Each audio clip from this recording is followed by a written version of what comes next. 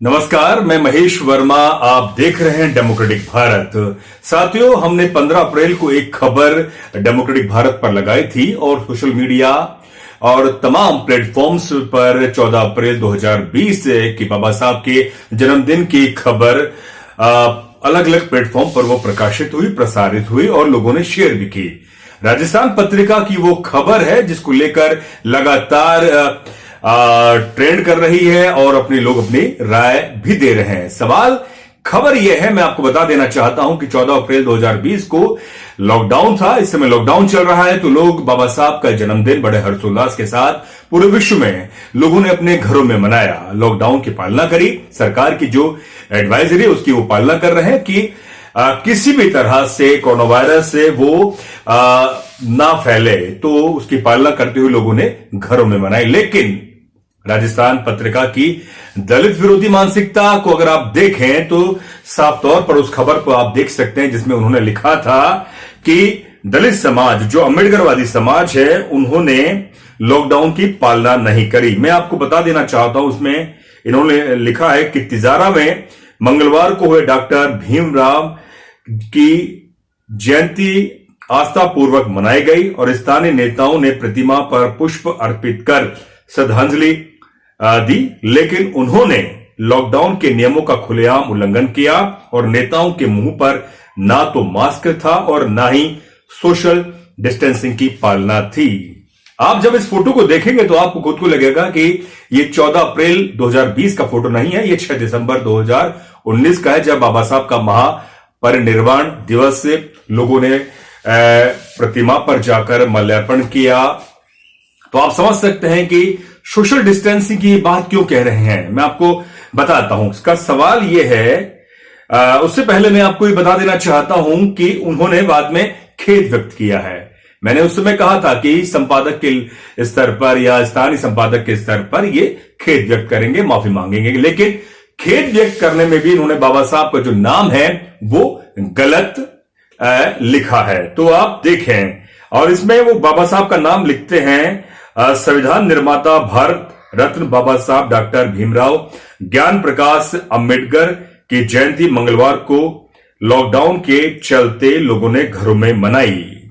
अब इन्होंने घरों में मनाई तो आप समझ सकते हैं कि ये, और वो खेद व्यक्त कर रहे हैं। खेद व्यक्त करने में भी इनकी जो एरोगेंसी है, घमंड है, जो झूठा दम है, वो भी नजर आया। क्योंकि आखिर ये मनुवादी मीडिया है, वो हमेशा वो नहीं चाहते कि हम दलितों का जो इतना बड़ा समूह है, अम्बेडकरवादियों का इतना बड़ा इस देश में समूह है बाबा साहब को मानने वाला, उनके आगे झुककर उनसे माफी मांगे। और माफी का भी एक तरीका होता है, लेकिन उन्होंने नहीं मांगी। जब इस माफी को आप देखेंगे तो कहीं ना कहीं आपको लगेगा कि ये इसमें उनका झूठा घमंड और जो एरोगेंसी दिखती है वो साफ तौर पर है। मैं आपसे कह रहा हूं कि इन्होंने जो सोशल डिस्टेंसिंग का जो शब्द इस्तेमाल किया है उसका मायना क्या है। उसका मायना यह है, जैसे कि मैंने 15 अप्रैल को जो खबर लगाई उसमें यह मायना निकलता है कि जिस तरह से तबलीगी जमात के नाम पर इस देश के मुसलमानों को बदनाम किया जा रहा है, कि जैसे कोरोना वायरस यही लोग फैला रहे हैं। और इस देश में जो आंकड़े आ रहे हैं, कोरोना वायरस के पॉजिटिव जो आंकड़े आ रहे हैं, वो सिर्फ मुस्लिम लोग ही फैला रहे हैं। तो अगला निशाना कौन? दलित, अम्बेडकरवादी। इन्होंने किसी भी तरह का सोशल डिस्टेंसिंग का पालना नहीं की। तो ये एक बड़ा सवाल है। साथियों, मैं अब आपको लेके चलता हूं 2018 में, जब राजस्थान पत्रिका के प्रधान संपादक श्रीमान गुलाब कोठारी साहब ने अपनी लेखनी से हिंदू एकीकरण के नाम पर दलितों पर निशाना साधा, उनके आरक्षण पर निशाना साधा। आरक्षण संवैधानिक व्यवस्था है दलितों को प्रतिनिधित्व देने की। तो आप समझ सकते हैं कि वो कितने घोर जातीय मानसिकता रखते हैं, कितनी असमानता की बात कहते हैं। चलिए हम आपको सबसे पहले ये दिखाते हैं कि गुलाब कोठारी, जो राजस्थान पत्रिका के मालिक हैं, प्रधान संपादक हैं, आखिर उन्होंने अपनी लेखनी में क्या लिखा है। आप देख सकते हैं कि इस समय कंप्यूटर की स्क्रीन पर राजस्थान पत्रिका का ये वेब पोर्टल, वेबसाइट का ये हमने होम पेज खोला है और इसमें मैं आपको दिखाना चाह रहा हूं कि हिंदू एकीकरण के नाम पर एक आर्टिकल लिखा। गुलाब कोठारी जो राजस्थान पत्रिका के प्रधान संपादक हैं, 6 जनवरी 2018 4:04 पर ये उनकी टीम ने ये अपलोड किया, जबकि यही आर्टिकल 4 जनवरी 2018 को ये अखबार में प्रकाशित हुआ था। देखिए इसमें लिखा हुआ है कि आज जिस प्रकार हिंदू मुस्लिम समुदायों का ध्रुवीकरण बढ़ रहा है, उससे कहीं अधिक गहरी खाई जातिगत आरक्षण ने हिंदुओं में पैदा कर दी है। तो इसका मतलब यह है कि जो राजस्थान पत्रिका के प्रधान संपादक हैं, मालिक हैं, वो दलितों के खिलाफ कितनी कटुता भावना रखते हैं, जबकि आरक्षण किसी की बपूती नहीं है, किसी की भीख नहीं है। आरक्षण इस देश में दलित, आदिवासी और पिछड़ा समाज को उसके हक और अधिकार से संविधान ने दिया है। किसी सरकार ने नहीं दिया, उसे संविधान ने दिया है। जबकि राजस्थान पत्रिका के गुलाब कोठारी प्रधान संपादक और मालिक अगर ऐसी भावना से ये लिखते हैं, तो मुझे लगता है कि उन पर कानूनी कार्रवाई होनी चाहिए। मैं अब आपको हाईलाइट करके दिखाता हूं कि गुलाब कोठारी जो प्रधान संपादक है, राजस्थान पत्रिका के मालिक हैं, उन्होंने दलितों के खिलाफ और इस देश के संवैधानिक अधिकार जो दलितों को मिलता है, पिछड़ों को मिलता है, आदिवासियों को जो मिलता है आरक्षण, जिसे संविधान में प्रतिनिधित्व की बात कही गई है, उसके खिलाफ उन्होंने अपनी जाति मानसिकता यहां पर जग जाहिर कर दी है। क्या लिखा है देखें। राष्ट्रीय स्वयंसेवक संघ ने अपने प्रमुख मोहन भागवत की मौजूदगी में हिंदुत्व की अखंडता का मुद्दा उठाया है। गांव में एक मंदिर, एक तालाब की अवधारणा स्थापित करने का आह्वान किया है। और कुछ ही दिन पूर्व भागवत ने यह भी कहा था कि हिंदुस्तान में रहने वाला हर व्यक्ति हिंदू है। भागवत ये भी जानते होंगे कि आज जातिगत आरक्षण के कारण हिंदुत्व पहले ही 2 धड़ों में बढ़ चुका है और केंद्र सरकार इसके पुनः एकीकरण पर विचार करने वाली नहीं है। इसके बिना बात आगे बढ़ने वाली नहीं है। तो आज जिस प्रकार हिंदू मुस्लिम समुदायों का ध्रुवीकरण बढ़ रहा है, उससे कहीं अधिक गहरी खाई जातिगत आरक्षण ने हिंदुओं में पैदा कर दी है। यानी कि आरक्षण को वो जातिगत खाई कह रहे हैं, और ये अपने आप में एक बड़ा सवाल है। राजनीति के आगे देश हित गौण हो चुका है, और यदि हर देशवासी हिंदू है, तब क्यों अल्पसंख्यक वाद और कैसा आरक्षण? सवाल कह रहे हैं कैसा आरक्षण, और क्यों हिंदू समानता का नया अभियान? संघ प्रमुख ने अपनी मुहिम में बहुत देर कर दी है। क्या वह मुस्लिम समुदायों को हिंदू मानने का वातावरण बना सकेंगे, अथवा ईसाइयों को हिंदू का दर्जा दिलवा सकेंगे? आरक्षण ने जो जहर इस देश में घोल दिया है, उसके रहते क्या दोनों धड़े फिर से साथ ही हो सकेंगे? संभावना नहीं है। वह बढ़ती कट्टरवादी मानसिकता ने, चुनावों तथा नौकरियों के आरक्षण ने देश में जो असुरक्षा का वातावरण बना दिया है, सवर्ण मुंह ताकने वाला हो गया है। अब आप देखिए कि आरक्षण जब देश में दलितों को, आदिवासियों को मिल रहा है, पिछड़ों को मिल रहा है, तो वो सवर्णों की वकालत कर रहे हैं और आदिवासी, दलित और पिछड़ों की मुखालफत कर रहे हैं कि सवर्ण मुंह ताकने वाला हो गया है। आरक्षण के बूते अक्षम भी अब आगे बढ़ने लगा है। यानी कि आरक्षण जिसे इस देश में आरक्षण मिला है, वो नालायक है, वो अक्षम है। यानी कि वो सीधे सीधे दलितों पर, आदिवासियों की योग्यता पर भी निशाना साध रहे हैं। अब आप देखिए, ये उस आर्टिकल की, अखबार की ये कटिंग है हिंदू एकीकरण के नाम पर। पत्रिका 4 जनवरी 2018 को ये प्रकाशित हुई थी। जहां मेरा कर्सर है आप देख सकते हैं। और उन्होंने एक बार एक आर्टिकल और लिखा था, आरक्षण से अब आजाद हो देश। ये भी आर्टिकल उन्होंने 30 अगस्त 2015 को उन्होंने ये आर्टिकल लिखा था। तो बिल्कुल आपने देखा कि प्रधान संपादक गुलाब कोठारी जो लिखते हैं कि आरक्षण जो समाज में गहरी खाई बनता जा रहा है, और खासतौर पर हिंदू समाज में, और इसमें सद्भावना नहीं है, भाईचारा नहीं आ पा रहा, और ये जहर घोलता जा रहा है।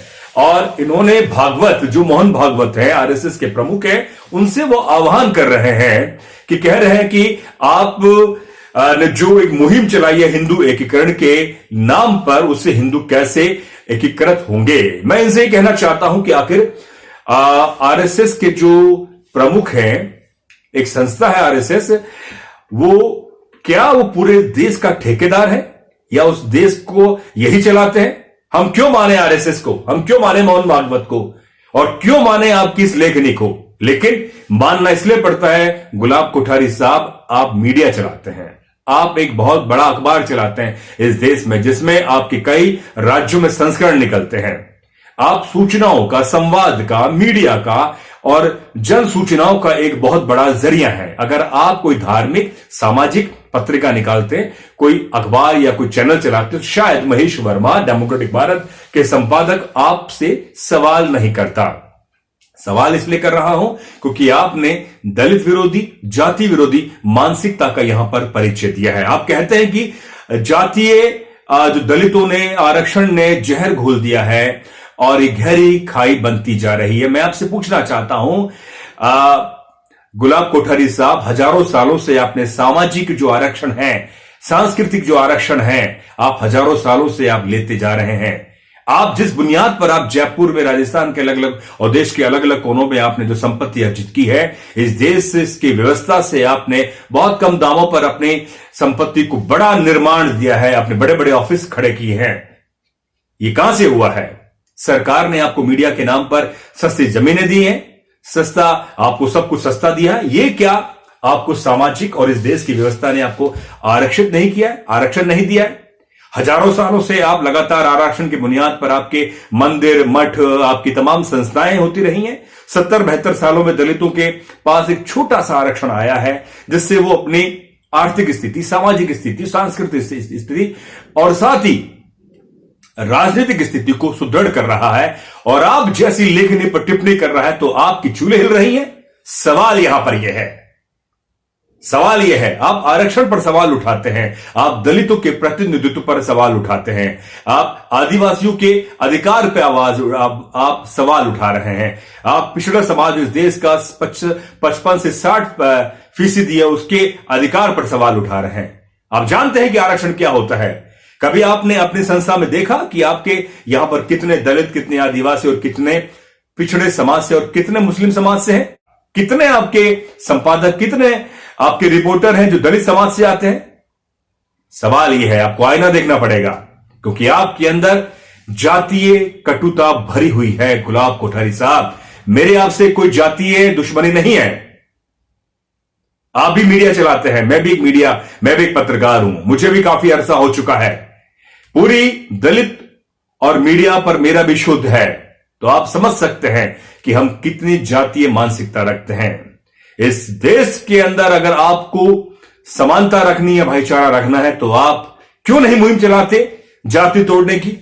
आप जो छुआछूत हो रही है, छुआछूत बढ़ रही है दलितों के खिलाफ लगातार, उनको कोई कमरा किराए पे नहीं देता, मकान उनको नहीं देता, उनको अगर वो पश्चिमी राजस्थान में या कहीं और अंचल में चले जाए तो कोई चाय वाला जब उनसे चाय पिलाता है तो उससे पहले जात पूछता है। आप इस पर क्यों नहीं मुहिम चलाई आपने? कई गांवों के अंदर उसे कुएं में पानी नहीं भरने दिया जाता। कई सवाल हो गए। आप मिड डे मील में जो हमारी दलित समाज की महिलाएं हैं, पुरुष जो खाना बनाते हैं, उनके साथ एक बहुत ही जाति प्रताड़ना का सवाल उठता है। क्यों नहीं आपने सवाल उठाए? आप मुहिम चलाएं, आप खबर तो बना देंगे सनसनी के लिए, जैसे आपका अखबार ज्यादा बिके, लेकिन आपको मुहिम क्यों नहीं चलाई आपने जाति तोड़ने की?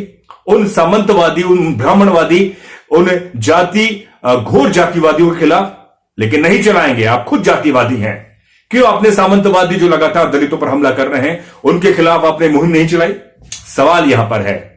आपकी प्रति लगातार चलाई जा रही है, लगातार लोग एफआईआर करने के लिए आगे आ रहे हैं, लेकिन इस देश की व्यवस्था में सबसे बड़ी खामी है कि जो पुलिस थाने के जो इंचार्ज है, कहीं ना कहीं वो आपके खिलाफ एफआईआर दर्ज करने में भी वो डरते हैं, क्योंकि आप एक सिस्टम चलाते हैं मीडिया, और इस देश की सरकार में इतनी ताकत नहीं है कि वो आप जैसे संस्थानों पर सवाल उठा दे, क्योंकि आप लोगों को गुमराह कर रहे हैं।